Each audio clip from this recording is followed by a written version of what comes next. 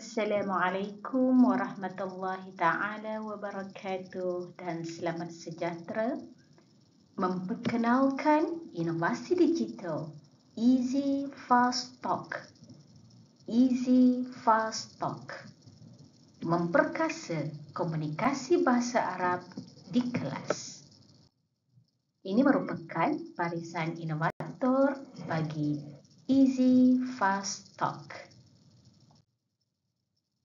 Inovasi ini merupakan suatu aplikasi mudah alih berasaskan Android yang dinamakan Easy Fast Talk, dicipta untuk membantu para guru bahasa Arab memberikan arahan kelas secara interaktif, konsisten dan menarik. Ia mengandungi 3 skrin asas, iaitu skrin menu, skrin arahan dan skrin latihan sebutan. Ia dibangunkan menggunakan platform Kodular yang membolehkan penggunaan yang mudah, cepat dan mesra pengguna. Setiap arahan disediakan dalam bentuk teks berbaris penuh, ikon visual serta audio dalam bahasa Arab Fusha. Jadi, dengan gabungan elemen visual, auditori dan interaktif, aplikasi ini membantu pelajar bukan penutur jati untuk memahami dan membudayakan penggunaan bahasa Arab di dalam kelas. Ini merupakan link download aplikasi https://kodular.app/mgurxa. APK aplikasi boleh didownload di link yang dipaparkan di atas. Baik, ini merupakan paparan muka hadapan. Ya, ini adalah contoh tulisan.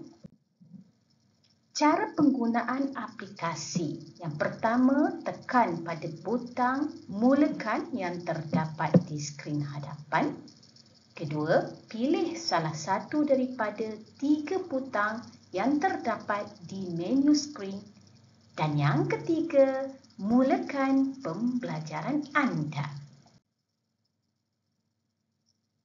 Okey, pernyataan masalah. Yang pertama, kurang BBN guru yang menyediakan set latihan kelas dalam bahasa Arab Fusha yang lengkap, berbaris, yang mempunyai audio serta visual. Yang kedua, pelajar sukar memahami dan mengikut arahan guru disebabkan kekangan bahasa dan konteks. Dan yang ketiga, kaedah penyampaian guru kurang interaktif dan tidak menyokong pendekatan pembelajaran berpusatkan murid. Pelaksanaan, reka bentuk dan perancangan kandungan terdapat 100 arahan kelas standard yang dibina dalam bahasa Arab Fusha berbaris penuh dengan padanan ikon transliterasi dan terjemahan bahasa Melayu.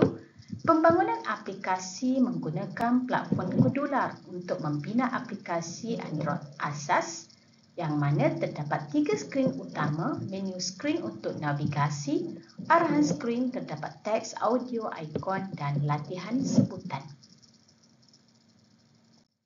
Seterusnya, ini merupakan sasaran keberhasilan inovasi.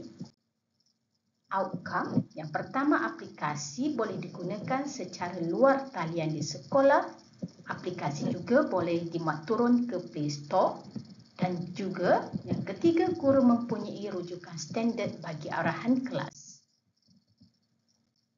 Impact membantu mewujudkan bilik darjah 2 hala yang hidup dengan penggunaan bahasa Arab sebenar, menyokong inisiatif penggunaan bahasa Arab sebagai bahasa komunikasi, meningkatkan kecekapan guru pelatih dan guru option bahasa Arab dan menjadi model amalan terbaik best practice bagi inovasi pengajaran.